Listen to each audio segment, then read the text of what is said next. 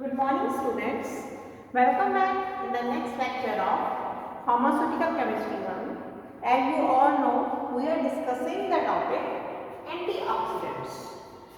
Antioxidants are the agents which are used to prevent the oxidation of the drug constituent and protect it from deterioration.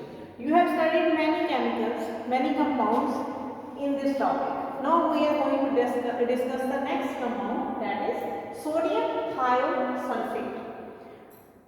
Molecular formula is Na2H2O3 5 water molecules, and chemical formula I have written on the board, SSOONA 5 water molecules.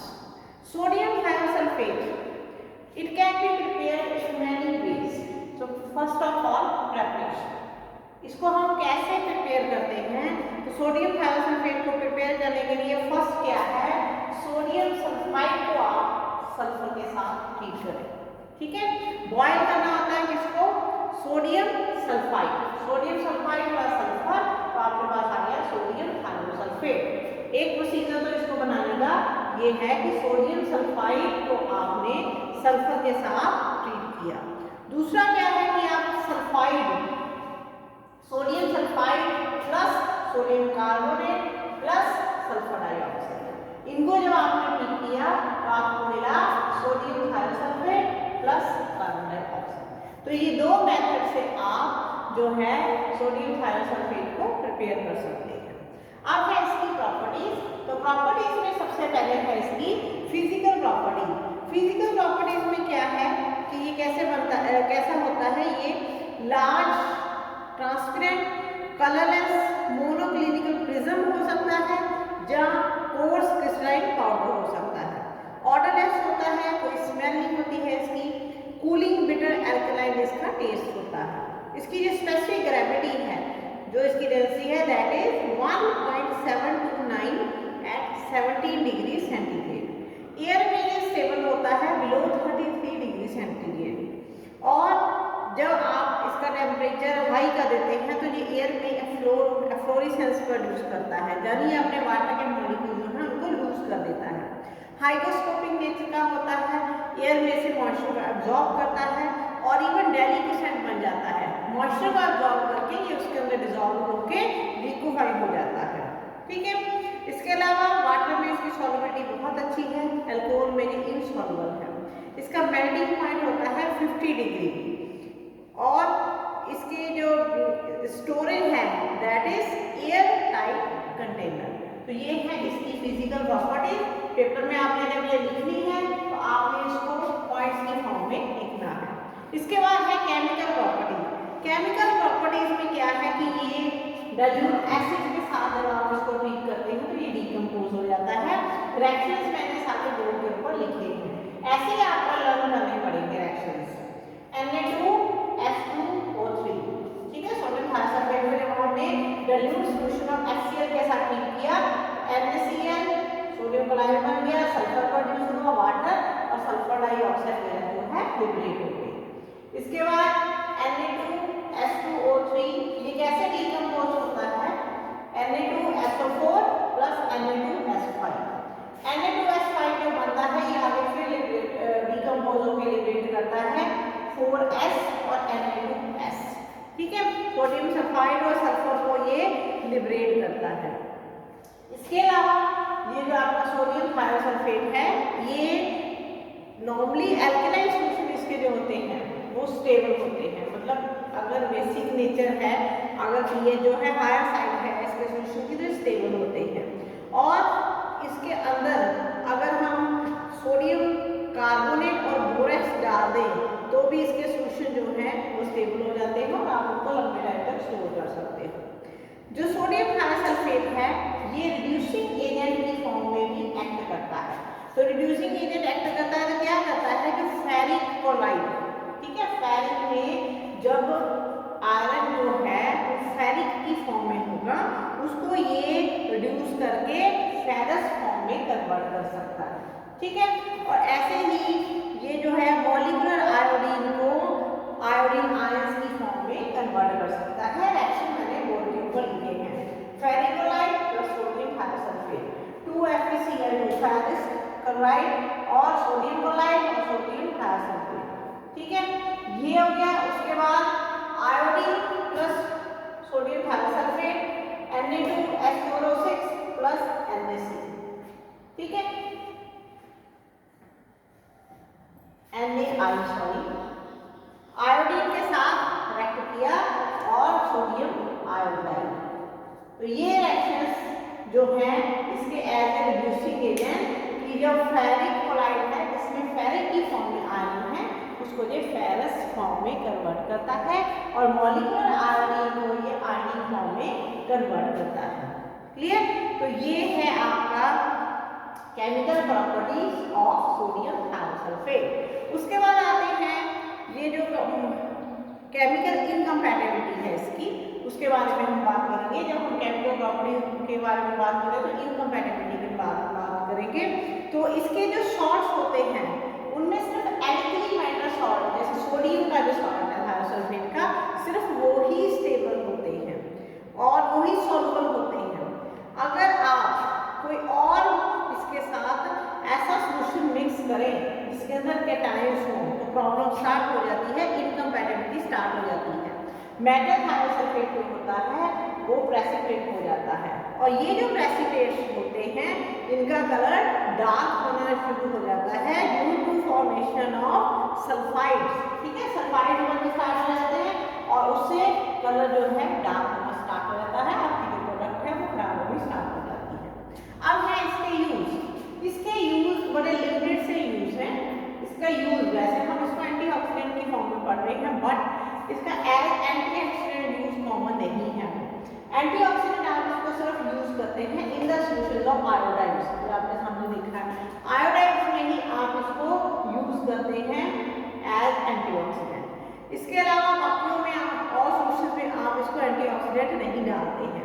अब जैसे potassium iodide का solution है उसमें आप इसको use करते हो 0.05% concentration में। अगर आपने पोटेशियम आयोडाइड के सोल्यूशन को इमीडिएटली यूज नहीं करना है तो आप इसको डालते हो इन द कंसंट्रेशन 0.05%। इसके अलावा ये यूज होता है as reducing agent. Pharmaceutical preparation में हम इसको एज रिड्यूसिंग एजेंट यूज करते हैं।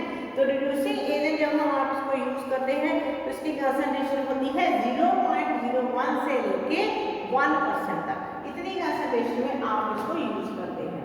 इसके अलावा एक इसका और यूज होता है, इसको हम साइनाइड पॉइजनिंग में, आप जानते हैं साइनाइड कितना टॉक्सिक होता है। अगर कोई पेशेंट गलती से साइनाइड कंज्यूम कर लेता है तो पॉइजनिंग बहुत सीवियर होती है, फेटल होती है, पेशेंट की डेथ भी हो सकती है। तो उन केसेस में साइनाइड पॉइजनिंग में इसको हम सोडियम नाइट्राइट के साथ यूज करते हैं, इंजेक्शन दिए जाते हैं। ठीक है, रोटेशन में दिए जाते हैं सोडियम नाइट्राइट के और सोडियम थायोसल्फाइड के, थायोसल्फेट और सोडियम नाइट्राइट के इंजेक्शन दिए जाते हैं इन साइनाइड पॉइजनिंग में, वहाँ पे इसको यूज किया जाता है। इसके अलावा इसको एंटीडोट, एंटीडोट का मतलब होता है which is used to counteract the effect of poison. Poisoning के इफेक्ट को खत्म करने के लिए जो हम कंपाउंड यूज करते हैं उसे हम एंटीडोट बोलते हैं। तो एंटीडोट और भी यूज होता है लेड की पॉइजनिंग में, बिस्मथ की पॉइजनिंग में, मर्करी की पॉइजनिंग में और आयोडीन की पॉइजनिंग में। इन सारी पॉइजनिंग में आप इसको एज एंटीडोट यूज करते हैं। इसके अलावा आप इसको टॉपिकली यानी स्किन के ऊपर अगर आप इसको यूज करते हैं तो ये एंटी फंगल एक्ट करता है। तो ये है आपका कंपाउंड सोडियम थायोसल्फेट। क्लियर? इसके बाद नेक्स्ट कंपाउंड आ रहा है आपका सोडियम नाइट्राइट। ठीक है, सोडियम नाइट्राइट। सोडियम नाइट्राइट इसका केमिकल फॉर्मूला मैंने वीडियो पर लिख दिया है Na2। अब इसका method of preparation sodium nitrite आप बहुत सारे मेथड से बना सकते हैं। फर्स्ट मेथड बड़ा सिंपल है, सोडियम नाइट्रेट को हीट करके सोडियम नाइट्राइट बनाया जा सकता है। सोडियम नाइट्रेट को हीट किया, सोडियम नाइट्राइट बन गया, तो साथ में ऑक्सीजन लिबरेट हो गई। ये आपका फर्स्ट मेथड है। सेकेंड मेथड में फिर सोडियम नाइट्रेट को आप लेड के साथ हीट कर सकते हैं और क्या बनता है आपका sodium nitrate plus lead, sodium nitrite plus lead oxide. ठीक है, तो इस मेथड से भी आप इसको कन्वर्ट कर सकते हैं हीट करके किसी मेटल के साथ, हैवी मेटल के साथ हीट करके। थर्ड मेथड में sodium carbonate plus ammonia plus oxygen. Ammonia लिया आपने, उसको ऑक्सीजन के साथ हीट किया इन दी प्रेजेंस ऑफ कैटालिस्ट। किसी कैटालिस्ट की प्रेजेंस में अमोनिया को आपने ऑक्सीजन के साथ हीट किया और यहाँ पे आया 4NO प्लस 6Y।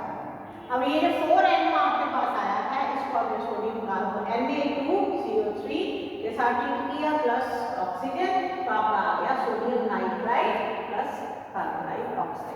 तो ये तीन मेथड ऑफ प्रिपरेशन है। आप इनमें से जो आपको इजी लगता है उसको आप लर्न कर सकते हैं। मिनिमम 2 मेथड तो आपको पता होने चाहिए। ठीक है, ये है प्रिपरेशन ऑफ सोडियम नाइट्राइड। उसके बाद आती है प्रॉपर्टीज। प्रॉपर्टीज में सबसे पहले है फिजिकल प्रॉपर्टीज। तो ये कैसा होता है? ऑर्डरलेस होता है, कोई स्मेल नहीं होती है, डेलिक्विसेंट होता है, यानी मॉइस्चर को एब्जॉर्ब करता है और उसके अंदर डिसॉल्व होकर लिक्विफाई हो जाता है। कलरलेस होता है, जहाँ कई बार लाइट येलो कलर के इसके क्रिस्टल्स होते हैं और कई बार व्हाइट और स्लाइटली येलो क्रिस्टलाइन पाउडर होता है। स्लाइम इसका टेस्ट होता है। इसकी स्पेसिफिक ग्रेविटी होती है 2.168 एट 20 डिग्री सेंटीग्रेड।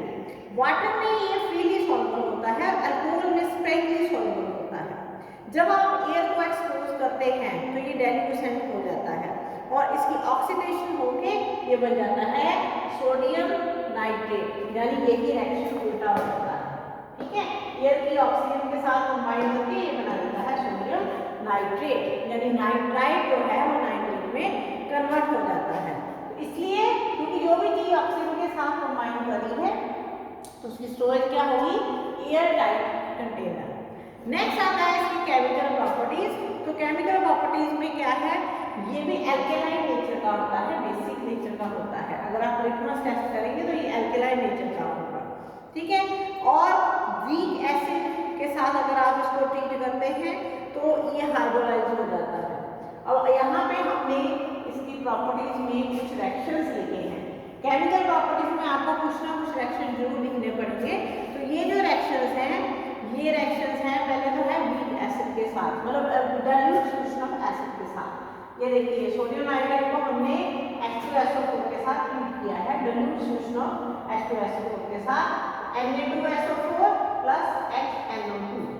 अब 3 मॉलिक्यूल्स ऑफ HNO2 ये डिकम्पोज हो गया water 2NO plus HNO3, 2NO plus O2 2NO। ठीक है, इस तरीके से नाइट्रोजन डाइऑक्साइड प्रोड्यूस हो जाती है। अब ऐसे ही कुछ रिएक्शंस हैं। ये जो आपका कंपाउंड होता है सोडियम नाइट्राइड, ये रिड्यूसिंग एजेंट भी एक्ट करता है, ये ऑक्सीडाइजिंग एजेंट भी एक्ट करता है। तो जब ये एज ऑक्सीडाइजिंग एजेंट एक्ट करता है उसके भी कुछ रिएक्शन मैंने सामने लिखे हैं। 2HNO2 plus Ai plus sulphuric acid, iodine K2SO4, ठीक है, potassium sulphate plus 2NO, NaNO2 plus ammonium chloride, NaCl plus water plus alcohol. ठीक है, इस तरीके से जब ये रिएक्ट करता है एज ऑक्सीडाइजिंग एजेंट, तो ये आपके कुछ रिएक्शंस हैं। इन रिएक्शन से आपको क्लैरिटी होती है कि ये जो आपका जो नाइट्राइड है ये रिड्यूसिंग एजेंट और ऑक्सीडाइजिंग एजेंट दोनों तरह से रिएक्ट करता है। अब है इसकी इनकम्पैटिबिलिटी। इनकम्पैटिबिलिटी इसकी बहुत सारे कंपाउंड के साथ है। Acetyl, antipyrine, caffeine citrate, iodides, mercury salts, permanganate, sulphides, tannic acid, vegetable astringent decoction, इन सब के साथ, टिंचर्स के साथ आप इसको नहीं ले सकते। इन सभी के साथ इसकी इनकम्पैटिबिलिटी है, यानी जिन प्रेपरेशन में ये चीज़ें डाली गई हैं वहाँ पे आप इसको नहीं दे सकते, ये उनके साथ रिएक्ट करेगा। अब है इसके यूज इसके बहुत ही लिमिटेड हैं। चाहे आप इसको एंटीऑक्सीडेंट के चैप्टर में पढ़ रहे हैं, बट आजकल क्या है कि इसका एज एंटीऑक्सीडेंट यूज जो है बहुत ही खत्म कर दिया गया है, क्योंकि इसकी बहुत सारी कॉम्प्लिकेशंस आ रही हैं। इसको फार्मास्यूटिकल प्रिपरेशन में आजकल एंटीऑक्सीडेंट नहीं यूज किया जा रहा, इसको सिर्फ यूज किया जा रहा है as reducing agent. Reducing agent वो भी जब आप इसको कंबाइन करते हैं सोडियम कार्बोनेट के साथ, तो ये बनाता है एंटी रस्ट टैबलेट्स। ये एंटी रस्ट टैबलेट कहाँ काम आती हैं? जो सर्जिकल इंस्ट्रूमेंट्स होते हैं उनको रस्टिंग से बचाने के लिए इसके डिल्यूट सॉल्यूशन के अंदर, जो एंटी रस्ट टैबलेट होती हैं उनके डिल्यूट सॉल्यूशन के अंदर उसको डिप करके रखा जाता है। ठीक है, इसके अलावा जो आपका ये जो है सोडियम नाइट्राइट ये यूज होता है। अभी मैंने आपको ये पढ़ाया था, इसमें बताया था कि ये सोडियम नाइट्राइट के साथ साइनाइड पॉइजनिंग में यूज हो रहा है, सोडियम थायोसल्फेट। अब यही यूज आप यहाँ पे लिखेंगे कि ये यूज हो रहा है as antidote in the treatment of cyanide poisoning. Cyanide की पॉइजनिंग में एंटीडोट ये यूज हो रहा है अलॉन्ग विद सोडियम थायोसल्फेट। ठीक है, पेपर में आता है तो यही यूज आपने लिखने हैं कि साइनाइड पॉइजनिंग में दोनों कंपाउंड यूज हो रहे हैं, अल्टरनेटिव का इंजेक्शन दिया जाता है तो दोनों compound as antidote in the cyanide poisoning use होते हैं। ठीक है, तो ये है आपका कंपाउंड सोडियम नाइट्राइट। ठीक है, बहुत ज़्यादा ये 4 नंबर में मैक्सिमम आपको ये कंपाउंड आएंगे, हाइड्रोजन के यूज आते हैं, तो बहुत ज़्यादा डिटेल आपको सारा रखने की जरूरत नहीं है, जो बुक में दिया है इंपॉर्टेंट पॉइंट्स आप निकाल के। और केमिकल रिएक्शंस, केमिकल प्रॉपर्टीज में जरूर कोई ना कोई रिएक्शन चाहे एज रिड्यूसिंग एजेंट उसका यूज है वो लिखिए। ठीक है, उसके बाद आपका नेक्स्ट आता है नाइट्रोजन। नाइट्रोजन आप सबने शुरू से पढ़ी है। नाइट्रोजन क्या है? गैस है, हमारे नॉर्मल एटमॉस्फेयर में, एयर में ही एग्जिस्ट करती है। बचपन से आप लोगों ने ये फिगर पढ़ा होगा कि हमारे एटमॉस्फेयर का 79% जो है दैट इज नाइट्रोजन। ठीक है, और नाइट्रोजन जो है फ्री नाइट्रोजन, इसके अलावा नेचुरल वाटर में एग्जिस्ट करती है। हमारी अपनी बॉडी में इतनी सारी नाइट्रोजन है, हमारी ह्यूमन बॉडी में जो भी एमिनो एसिड प्रोटीन जो है सभी नाइट्रोजन कंपाउंड्स है, नाइट्रोजन बेस हमारी बॉडी में प्रोड्यूस होता है। एनिमल्स की बॉडी में, प्लांट्स की बॉडी में, मतलब हर जगह अगर आप देखेंगे तो नाइट्रोजन जो है हमारे टिश्यूज में एक इंटीग्रल पार्ट है। इसके अलावा हमारी बॉडी फॉर्म ही नहीं हो सकती।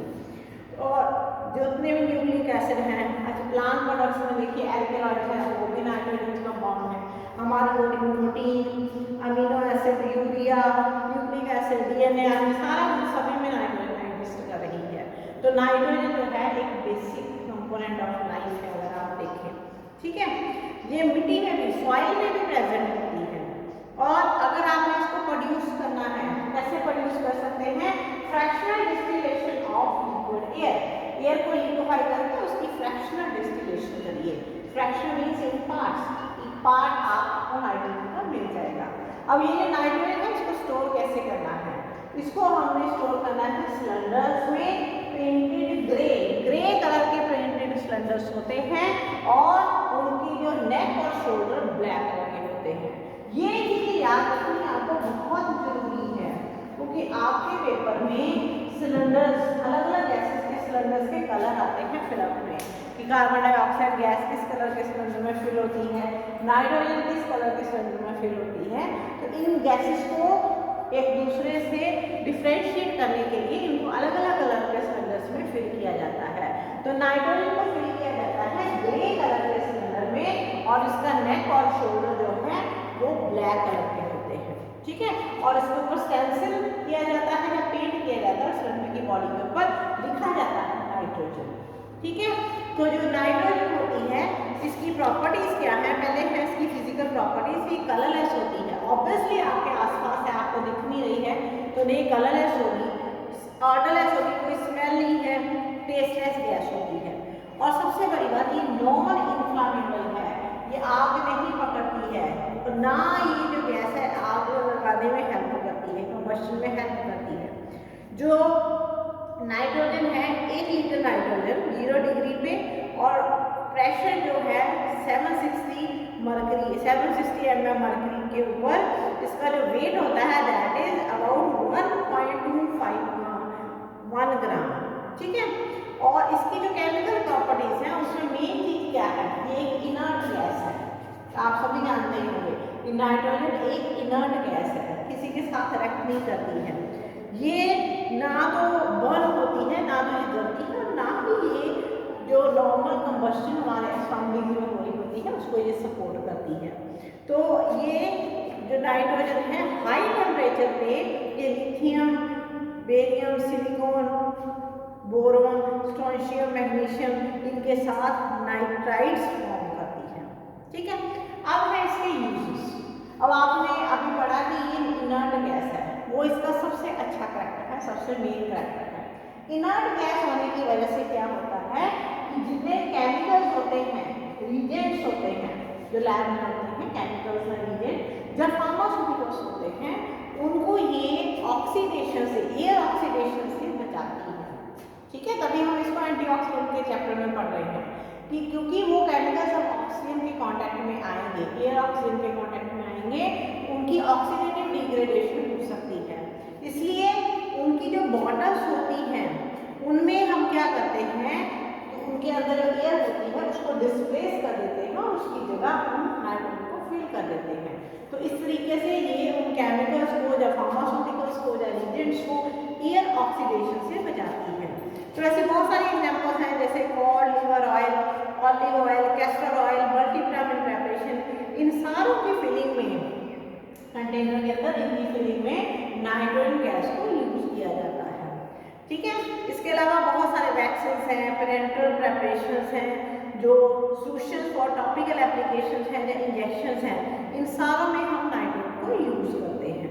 ठीक है, एक बहुत सिंपल एग्जांपल है, आप सभी लोग चिप्स वगैरह खाते हैं, आपने देखा है जो पैकेट होता है वो कितना फ्लफी होता है, उसके अंदर भी नाइट्रोजन फिलिंग होती है, क्योंकि एयर नहीं होती, एयर नहीं होगी तो मॉइस्चर नहीं होगा, इसीलिए वो चिप्स वगैरह होते हैं वो इतने क्रिस्पी रहते हैं कि नाइट्रोजन एटमॉस्फेयर में उनकी फिलिंग की गई होती है।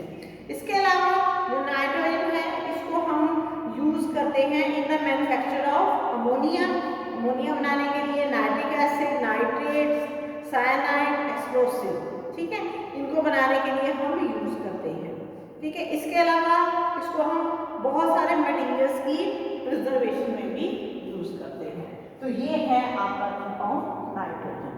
ठीक है, और इसके साथ आपका ये चैप्टर, ये टॉपिक है एंटीऑक्सीडेंट, ये कंप्लीट होता है। Thank you.